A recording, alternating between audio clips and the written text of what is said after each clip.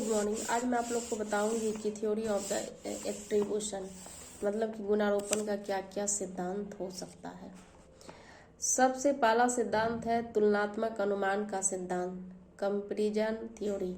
Comparison theory में होता है गुणारोपण की परिभाषा को अवलोकन करने से हमें यह स्पष्ट होता है कि गुणारोपण एक जो है प्रत्यक्ष या निरीक्षण करता या दूसरा अभिकर्ता। इस प्रकार कम से कम दो व्यक्ति होते हैं और इसमें पहला निरीक्षण करता या गुणारोपण दूसरे व्यक्ति को गुणों को समझने का प्रयास करता है।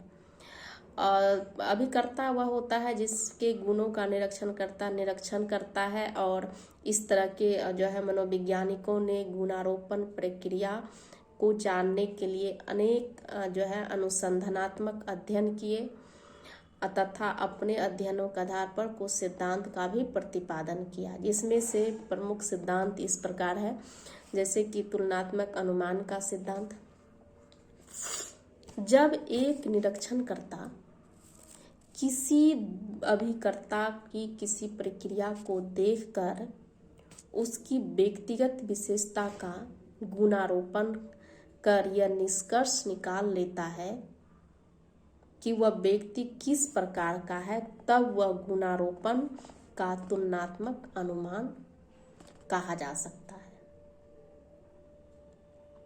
जैसा कि अधिक कोई एक व्यक्ति रास्ते में किसी व्यक्ति को धक्का देता है जिससे वह व्यक्ति गिर जाता है, तब रास्ते में उस घटना को देखने वाले लोग धक्का देने वाले व्यक्ति को व्यवहार को देखकर अलग अलग अनुमान लगाते हैं।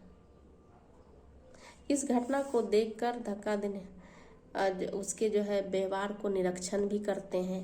निरीक्षण उसकी क्रिया को व्यक्तिगत विशेषताओं दोनों के लिए एक समान विशेषताओं को उपयोग करके अनुमान लगाते हैं, तब यह तुलनात्मक अनुमान कहलाता है। यदि धक्का देने वाले व्यक्ति धक्का खाने वाले व्यक्ति से पतला होता है, तब हम यह अनुमान लगाते हैं कि उसकी जानबूझकर धक्का दिया गया है।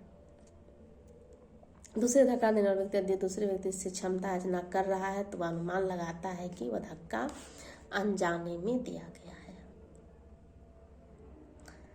तो तुलनात्मक अनुमान सिद्धांत के अनुसार इस प्रकार हम कह सकते हैं कि या स्पष्ट रूप से यह कहा जा सकता है कि परीक्षक